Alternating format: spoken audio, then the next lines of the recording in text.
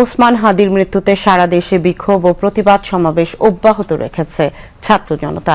দাবি একটাই, শহীদ ওসমান হাদির খুনিদের দৃষ্টান্তমূলক শাস্তি নিশ্চিত করা। শরীফুল ইসলামের রিপোর্ট।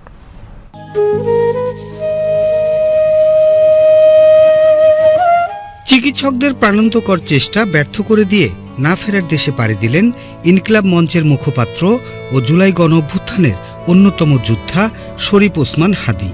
সিঙ্গাপুর জেনারেল হাসপাতালে চিকিৎসাধীন অবস্থায় গতকাল রাতে মৃত্যুর কোলে ঢলে পড়েন তিনি।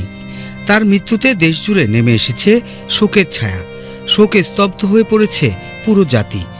রাজধানী ঢাকাসহ দেশের বিভিন্ন জেলায় বিক্ষোভ মিছিল, প্রতিবাদ সমাবেশ ও অবরোধ কর্মসূচি পালন করছে ছাত্র জনতা। প্রত্যাশা একটাই, হাদি হত্যার দ্রুত ও দৃষ্টান্তমূলক শাস্তি নিশ্চিত করা।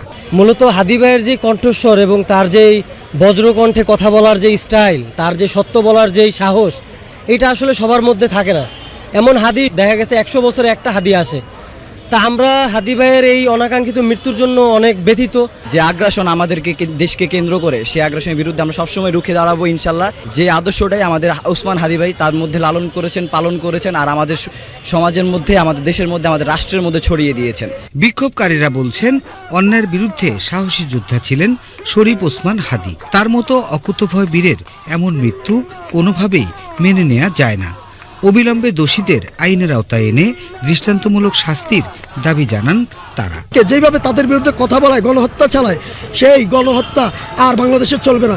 হাদি ভাইয়ের যে হত্যাকাণ্ড, এই হত্যাকাণ্ডের সুষ্ঠু বিচার হোক। ছাত্র জনতা বলছেন, অন্যায়ের বিরুদ্ধে আপোষহীন অবস্থানের কারণেই টার্গেট করা হয়েছিল হাদিকে। তার মৃত্যু শুধু একজন ব্যক্তির মৃত্যু নয়, এটি একটি কণ্ঠস্বরকে স্তব্ধ করার অপচেষ্টা মাত্র। একজন হাদিকে গুলি করে শহীদ করা যায়। বাংলাদেশে 18 কোটি জনগণ, আজকে তাকিয়ে দেখেন প্রতি ঘরে ঘরে সবাই একজন হাদি হয়ে দাঁড়িয়েছে রাস্তায়। আমরা হাদি ভাইয়ের আদর্শকে ধারণ করব এবং এই বাংলাদেশে আমরা হত্যাকাণ্ড হতে দিব না।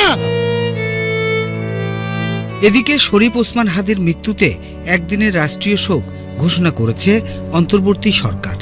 বৃহস্পতিবার রাতে জাতির উদ্দেশ্যে দেয়া এক ভাষণে এই ঘোষণা দেন প্রধান উপদেষ্টা প্রফেসর মোহাম্মদ ইউনুস। পাশাপাশি অপপ্রচার ও গুজবে কান না দিয়ে সবাইকে ধৈর্য ও সংযমের আহ্বান জানান প্রধান উপদেষ্টা।